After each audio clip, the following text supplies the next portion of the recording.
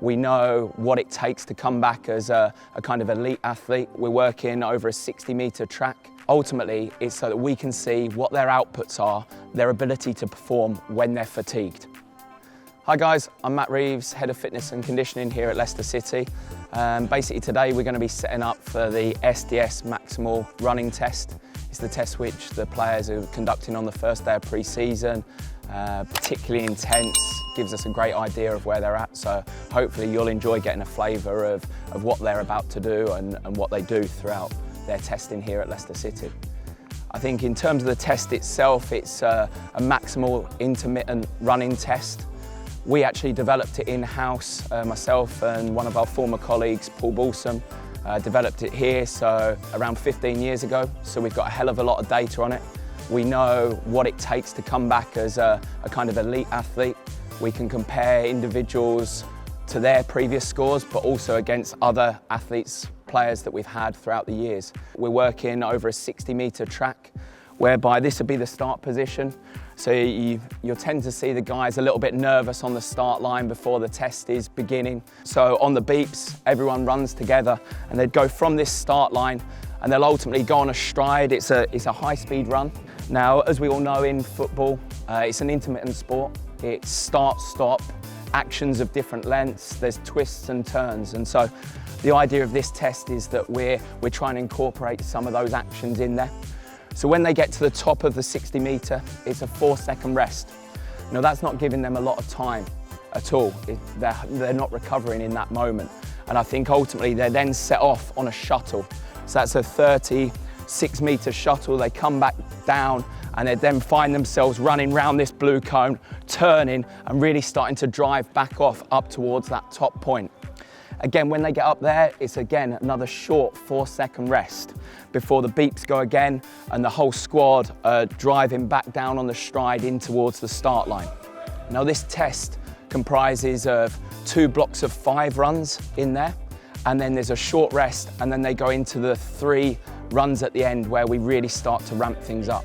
Now, blocks 1 and 2 give us a really good assessment of where the player's fitness is at. We can start to compare heart rates between block 1 and 2. Are there big differences? How do they compare? Are they in the red zone? Are they really having to dig in?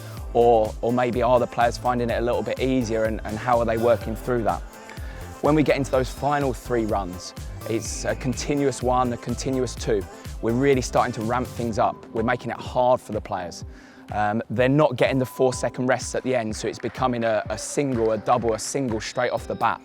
That's 192 metres in one effort that they're doing. And then the final effort is where we're looking for our performance run. Now, in that effort, this is the first time within the 15-minute test that the players don't run to the beeps. This is where they let go. This is where they show themselves. It's a performance run where they're completing the same track, but as fast as they can. And what's the reason for this? Well, ultimately, it's so that we can see what their outputs are, their ability to perform when they're fatigued, when they're tired, when their legs are feeling like jelly. What can they really do? How can they push?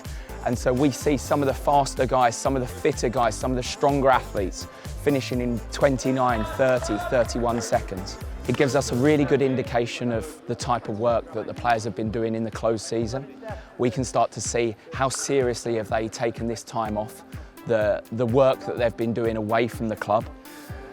Really, really pleased with their level of effort, the desire, the mentality, but ultimately the fitness that they've reported back in here today. We've seen some great scores, there's been great competition, and again, ultimately, when they're finishing the run, you see good camaraderie amongst the group. They know how much they've had to push, how much they have had to dig in order to perform at that level. There's high fives, they're together, they know they've been through this over the pre-season, and I think obviously it helps. Andy King has also done this throughout the years. He places a big emphasis on it, and so it's really nice that he can speak about his experiences of this run and what it means to do well in it and the type of standards that are set. We'd ultimately hope that players buy into that and understand the level that we're expecting in order to perform at the top.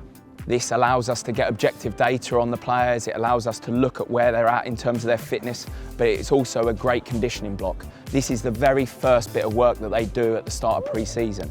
And then ultimately, as the week goes on, we can start to build in other conditioning elements on the training pitch, whether that be with the ball, without the ball, really tough physical blocks. Sometimes we'll introduce that at the beginning of training when players are a little bit fresher to hit them straight off the warm-up.